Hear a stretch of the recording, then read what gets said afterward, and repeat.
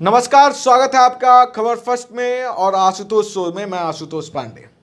आज बात करेंगे आरक्षण की। और देश में आरक्षण का जो मुद्दा है एक बार फिर गर्मा बैठा है। पूरा देश दो खेमे में बटा हुआ है। एक खेमा ऐसा है जो कह रहा है कि सुप्रीम कोर्ट का फैसला सही है।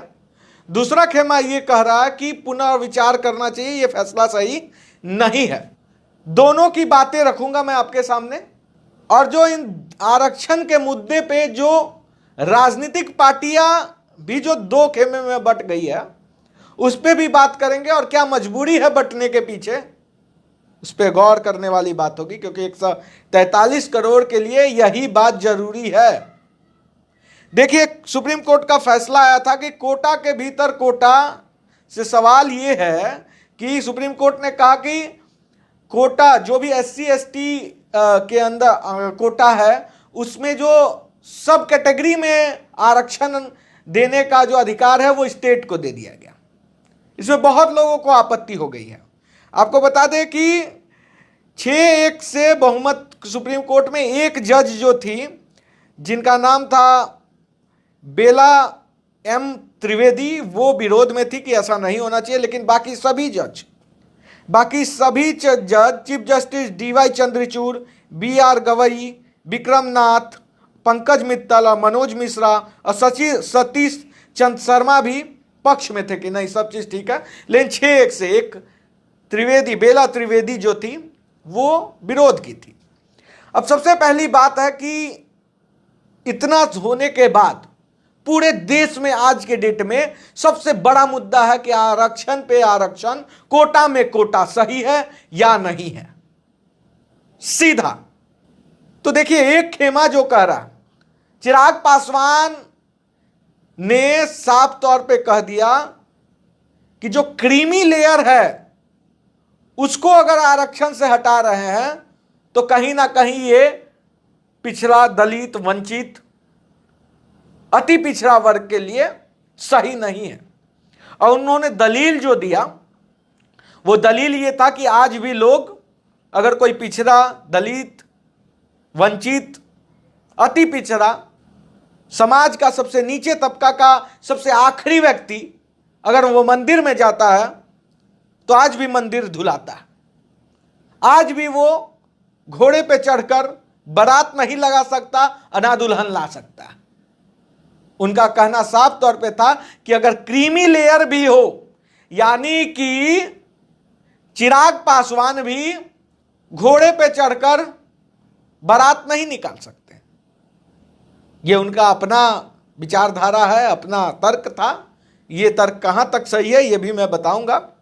वहीं दूसरी तरफ जीतन राम मांझी ने एक और सुन लीजिए, ये दोनों ही दलितों के नेता हैं बिहार में। आपको बता दें कि जो मांझी वोट बैंक है वो 3.1 से ज्यादा है और 5.8% पासवान वोटर्स हैं। तो दोनों नेताओं को अपने अपने वोट बैंक को साधना। तो वहीं जीतन राम मांझी ने साफ तौर पे कहा कि नहीं, 10 साल पहले ही क्रीमी लेयर को आरक्षण बंद कर देना चाहिए। वो पिछड़े वर्ग के लोग जो IAS ऑफिसर बन गए हो, जिनका लिविंग स्टैंडर्ड जो है वो हाई क्लास का हो गया हो, जिनके बच्चे कॉन्वेंट में पढ़ रहे हो, ICSE बोर्ड में, जो विदेश में पढ़ाते हो, जो डॉक्टर इंजीनियर बन गए हो, क्या उन्हें आरक्षण की जरूरत है? जीतन राम मांझी ने साफ तौर पे कहा कि नहीं, वैसे लोगों को आरक्षण नहीं देना चाहिए। आरक्षण उस कैटेगरी से सबसे पिछले वर्ग को मिलना चाहिए जो सरकारी स्कूल में पढ़ रहा है, जो मिड डे मील का खाना खा के ग्रेजुएशन किया है, उसको जरूरी है सबसे पहले आरक्षण। अब देखिए, सवाल आप पे छोड़ते हैं क्योंकि मैं कुछ नहीं बोलूंगा, मैं बस क्लियरिफिकेशन कर दे रहा हूं कि आरक्षण किसे मिलना चाहिए। सबसे पहले आरक्षण इस देश में जरूरी है, मेरा विचारधारा मानिएगा तो, क्योंकि आज भी देश उसी 18वीं सदी में जी रहा है। और मैं देख रहा हूं, बिहार भ्रमण करता हूं, उत्तर प्रदेश, छत्तीसगढ़, महाराष्ट्र, झारखंड, उड़ीसा, ये जो नाम ले रहा हूं स्टेट का, यहां पे जो पिछला वर्ग है, समाज का सबसे अंतिम पायदान पे जो व्यक्ति खड़ा है उसकी दशा देख लीजिएगा तो दुर्दशा का परिभाषा बन जाएगा। खाने के लिए तरस रहे हैं, पहनने को कपड़ा नहीं, छत नहीं, मकान के तौर पे छत नहीं, फूस में जी रहा है लोग जिंदगी। पीने के लिए शुद्ध जल नहीं है। ज्यादा दूर मत जाइए, गया चले जाइए, आपको दिख जाएगा कि पानी के लिए किस तरह से लोग शुद्ध जल के लिए तरस रहे हैं। उस आदिवासी समाज के भाई बहनों को जरूर मिलना चाहिए। लेकिन अब सवाल उठता है कि देखिए, कोटा सीमित है। अगर क्रीमी लेयर हट जाए और उससे अगर समाज के सबसे अंतिम तबका को फायदा हो रहा है, तब तो खुद जो भी, वो चाहे पासवान समुदाय से आते हो, वो या माझी समुदाय से आते हो, या SC ST कैटेगरी कि किसी भी ओबीसी, जनरल, मैं सबको बोल रहा हूं, EWS भी उसे ही लेना चाहिए जो सच में उसका अधिकारी हो। मैं देखता हूं EWS का भी फायदा उठाया जा रहा है इस बिहार में। जिसके पास जमीन है, जायदाद है, गाड़ी है, ट्रैक्टर है, खेत है, प्रभावशाली व्यक्तित्व के धनी है उस घर के लोग, फिर भी EWS है। जबकि EWS का प्रावधान निकला है कि जो जनरल बहुत गरीब हो, पिछड़ा हो, उसका सामाजिक स्थिति ठीक ना हो, घर की स्थिति ठीक ना हो, उन्हें EWS मिलना चाहिए था। लेकिन क्या ऐसा हो रहा है? ऐसा नहीं हो रहा है। इसी बिहार में नहीं हो रहा है, इसी उत्तर प्रदेश में भी कई केस मैंने देखा है।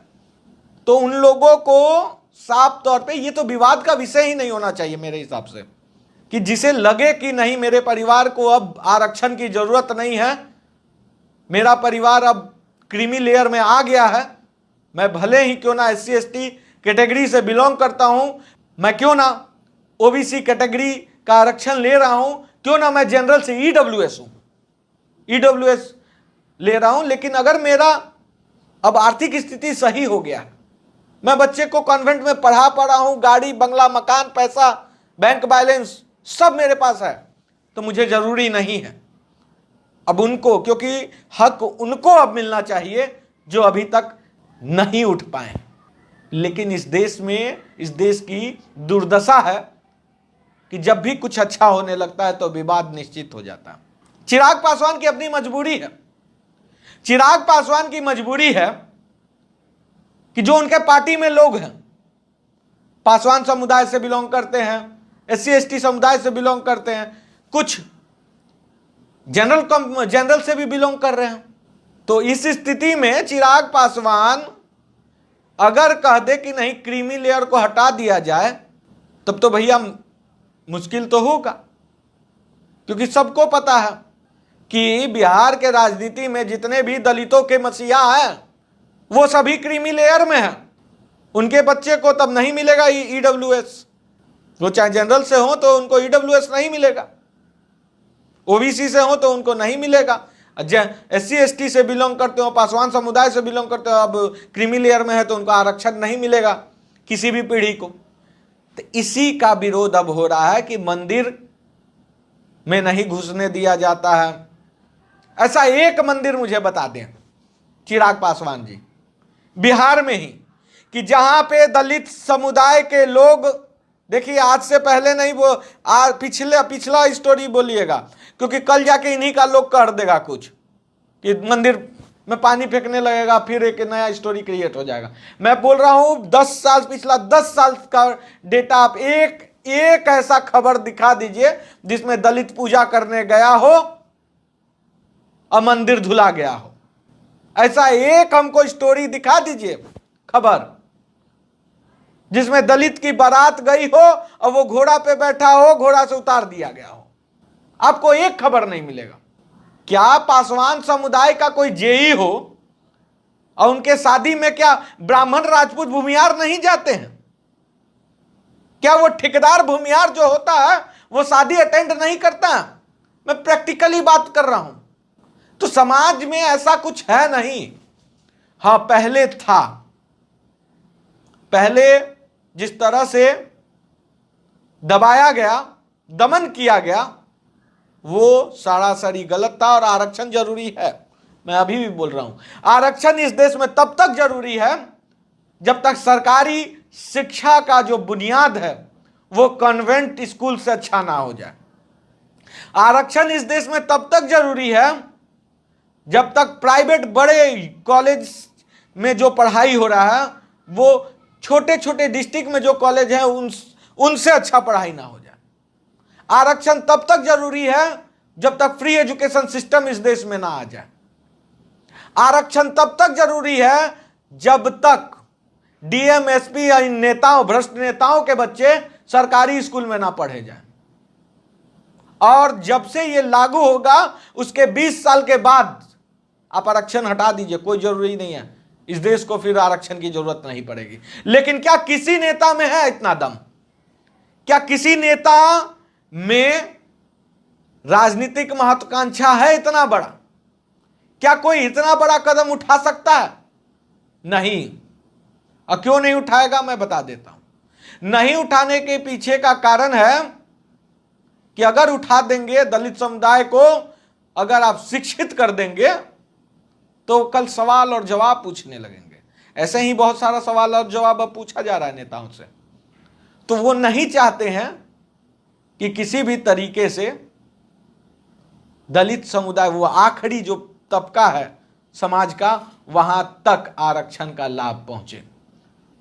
क्योंकि पहुंचेगा तो विकास होगा, विकास होगा तो सवाल और जवाब उठेंगे, फिर इन नेताओं की जो रोजी रोटी है उस पे ताला लग सकता है।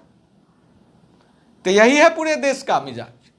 और इसी तरह ये लोग बरगला रहे हैं। अब जो करना, क्रीमी लेयर को मुझे नहीं लगता कि अगर किसी भी जात से वो बिलोंग करते हो, मैं ईडब्ल्यूएस का बात कर रहा हूं, अगर जनरल हैं और आप कैपेबल हैं तो ईडब्ल्यूएस आपको नहीं चाहिए। और वैसे ही अगर एससी एसटी हैं और आप नेता हैं, मैं खुद चिराग पासवान जी को बोलूंगा कि आपको भी आरक्षण नहीं मिलना चाहिए। इवन आपको तो अगर आरक्षण ना मिले तो आपको जनरल सीट से चुनाव लड़ना चाहिए। आरक्षण का फायदा सबसे ज्यादा कौन उठाता? मैं पूछता हूं, नेताओं से ज्यादा कोई आरक्षण का फायदा उठाया आज तक? हर चुनाव में कोटा का जो सीट होता है एससी एसटी कैटेगरी से, एससी एसटी का नेता, तो नेता से ज्यादा कोई आरक्षण का फायदा नहीं उठाता है इस देश में। आरक्षण से अगर किसी को सबसे ज्यादा लाभ हुआ है तो वो नेता है। हाँ, लोगों को अखर रहा है कि भैया इस मुद्दे में मैं क्या बोलूं। नेताओं में होड़ ये है कि मेरा बयानबाज, ऐसा मैं बयान दूं जिससे टीआरपी उठे, जिसे 2-3 दिन तक बहस हो, तो कुछ भी बोल देना है।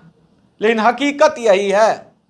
अब आप खुद डिसाइड कीजिए कि अंतिम पायदान पे जो है उसे मिलना चाहिए या नहीं। मैं कभी किसी पार्टी का समर्थन नहीं करता। अब मैं जातिवाद पे भी भरोसा नहीं करता। आरक्षण इस देश में जरूरी था, है और रहेगा तब तक जब तक शिक्षा प्रणाली सही नहीं होगी। लेकिन क्रीमी लेयर को नहीं मिलना चाहिए। आप अरबपति हैं और आप एससी एसटी हैं, कैटेगरी में बिलोंग करते हैं, आपको आरक्षण मिलना चाहिए।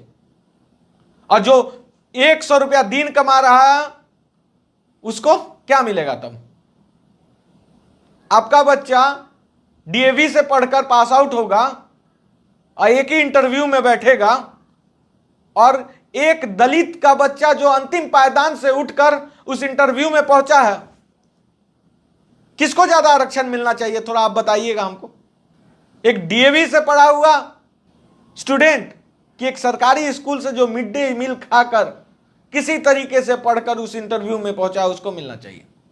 अगर थोड़ा सा भी समझ हो तो क्रीमी लेयर खुद डिसाइड कीजिए आप लोग। मैं ये नहीं कहने वाला, मैं नहीं कहूंगा कि आप लीजिए आरक्षण या मत लीजिए, लेकिन सोचना जरूरी है, विचार करना जरूरी है। अगर देश को आगे बढ़ाना है तो अंतिम समाज के जो अंतिम पायदान पे हैं उनके लिए सोचना जरूरी है।